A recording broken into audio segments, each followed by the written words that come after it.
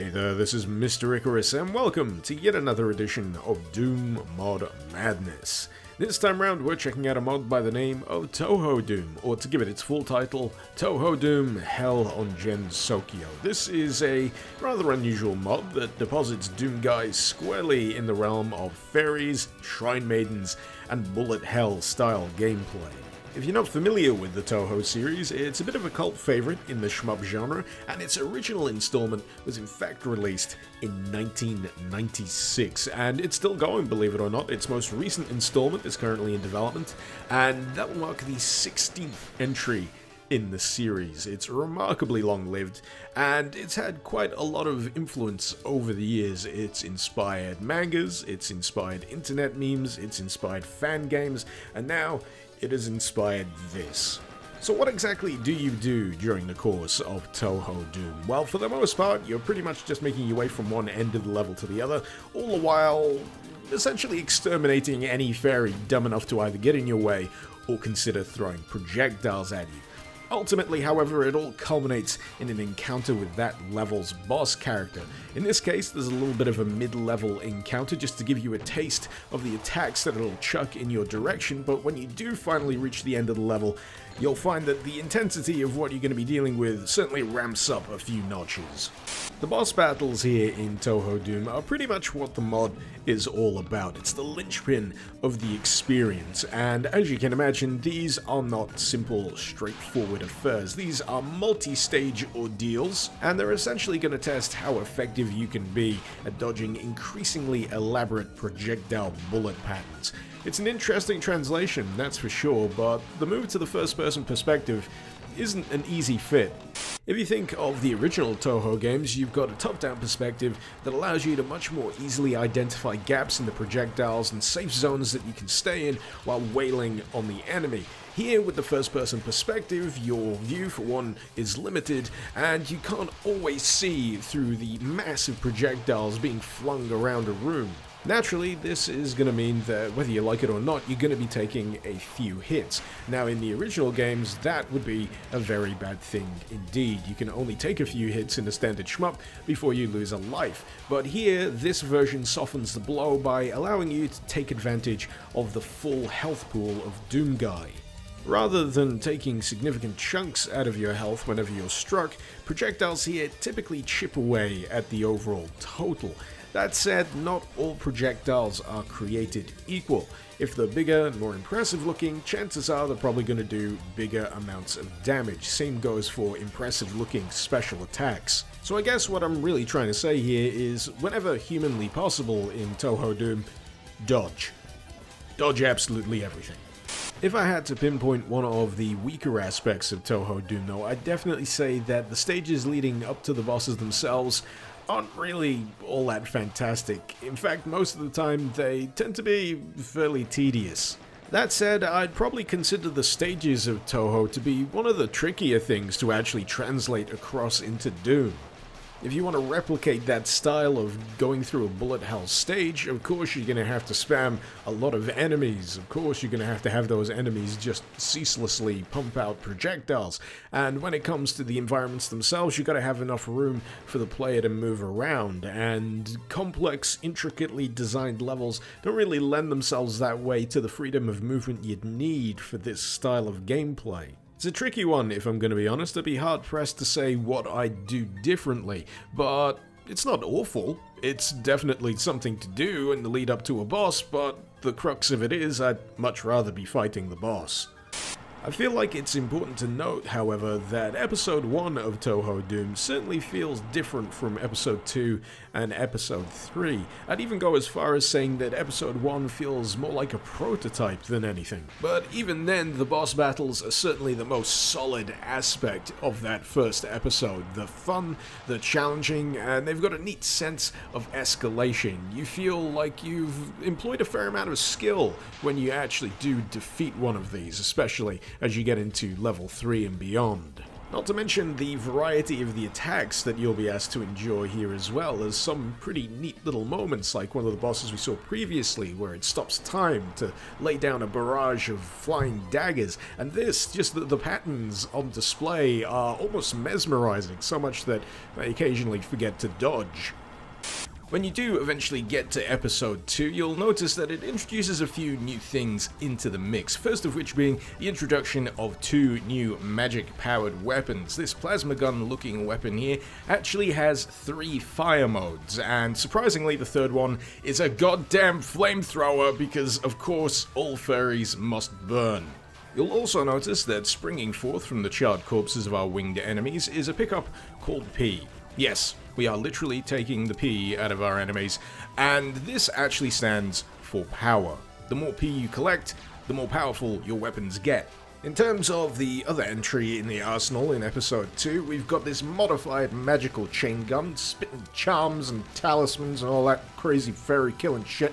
And if I'm gonna be honest, it feels a little strange to fire, because I'm hearing the dagger, I'm hearing the sound of spitting bullets, but I'm seeing something very, very different indeed happening. In either case, it does feel like, you know, I'm inflicting damage. It's got some kind of oomph and power behind it, but that feels less because of the magical aspect and more because of the familiar sound effects that I already know and love.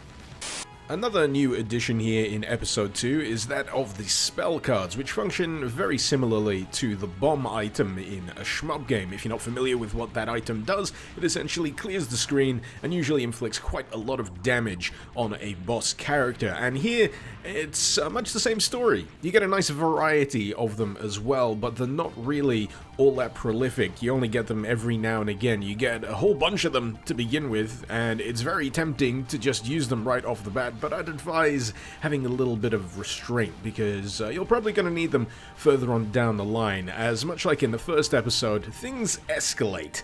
As you start to reach the end, the bosses become a lot more elaborate, the levels you'll be asked to get through get a little tougher to handle, and on that subject, the levels themselves do show a marked improvement here in episode 2.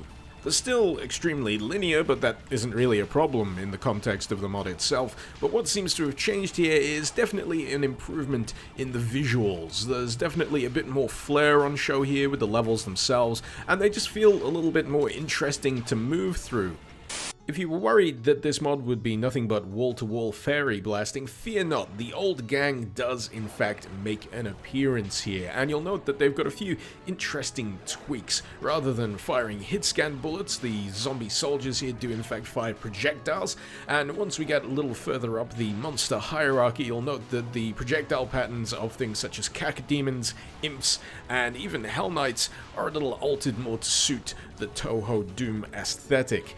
One little irritation, however, is that you do pick up the classic weaponry here, which is entirely usable, but is nowhere near as fun to use as the magic plasma gun and the magic chain gun here. The fact that it auto-switches you away from those weapons is something that I could definitely do without. As I've already mentioned, I quite enjoy the boss battles here in Touhou Doom, but episode 2 certainly raises the bar when it comes to visual pyrotechnics.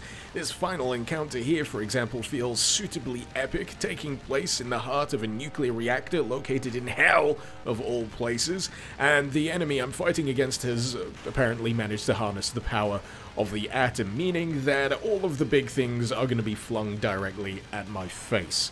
If you go back and compare this boss battle against the final boss battle of episode 1, you'll probably understand why I view that episode as feeling much more like a prototype when compared against the rest of it. But if anything, that kind of works in Touhou Doom's favor, especially when played as a whole. You get this much bigger sense that it's improving as it goes along, and it certainly gets more enjoyable the deeper you get into it. Did I mention there was an episode 3? I'm pretty sure I mentioned there was an episode 3. If not, there's an episode 3. If I'm going to be honest though, I'm finding it hard to think of things to say about episode 3, other than it's shorter than episode 2, and if you liked episode 2, it's essentially more of the same. I will, however, note that this particular level that I'm fighting the boss on right now does feature a bit more of an open design compared to the linearity of some of the other levels in Touhou Doom, so that's a nice bit of a change, but as for everything else, it's pretty much exactly where you left it. If there's one aspect of episode 2 and 3 I'd want to come back and elaborate on a little further, however, it would be on the nature of all the P we've been collecting from our enemies. And if you note in the bottom right hand corner, it's currently sitting pretty at 400, which is the maximum amount, and that won't deplete, because as I mentioned earlier, it's something that is tied just to the overall power of your weapons. It's not spent on anything, but initially I thought it was ammo, much like for a pistol or a shotgun, and that kind of got me thinking it could probably be used in a much more interesting manner. For example, your weapon's primary fire could be free for you to use, but if you wanted to use some of the heftier fire modes, the kind of thing that would potentially bring down a boss a little quicker, you'd have to dip into that pool of P. Sorry, I tried. I really tried, but there's only so many times you can mention P before you crack. But you get what I mean, right? Turn it into a resource. It could make the gameplay a little bit more interesting, add a bit of a quirk to those linear levels before a boss fight where you're making sure you're as fully topped up as you can be, add a little bit of preparation to the proceedings. Overall though, I've got to say I've had quite a lot of fun with Touhou Doom. It's one of those mods that once you understand what it's going for, it just works. It just flows really nicely. It's not got anything overly complicated going on apart from obviously the bullet and projectile patterns that you'll need to avoid. And crucially, it's the kind of mod that makes you feel like you've earned your victory against many of its varied boss battles. Even better, this is the kind of mod where you don't really need to be a fan of the source material to enjoy the gameplay of the mod itself. This is coming from someone who knows very little about Touhou besides what he can skim off the Wikipedia article. I mean, I have played Perfect Cherry Blossom once, badly, and that didn't really factor into my experience here. Basically, if you like fast-paced, projectile-laden Doom mods that have epic boss fights running through them one after the other, then yep, I'm thinking you're probably going to enjoy Touhou Doom. But if you want a slightly more polished experience, I'd probably say start from episode 2. Now before I sign off, I thought I'd just show you one of the bonus stages that you can reach here in Touhou Doom. This one in particular you can find at the end of episode 3, and if you step through the bonus stage teleporter, you'll find yourself on this strange levitating chessboard. Not quite sure how to describe it if I'm going to be honest, but it's clearly an attempt to replicate the more traditional style of the Touhou games, and if I'm going to be honest, it doesn't entirely work. And it's also pretty goddamn difficult. And yes, it does actually feature a boss fight all of its own. So yeah, if you fancy a little bit of additional challenge of the, let's say, more unusual variety in Touhou Doom, then you can do far worse than check out these bonus stages. Not entirely sure what the bonus stages of episode 1 and 2 look like, but if they're anything like this one, then they're gonna be pretty interesting indeed.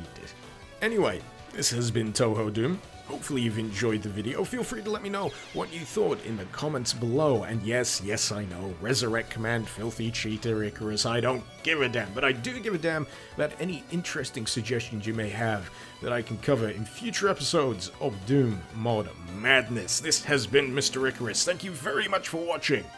Icarus out.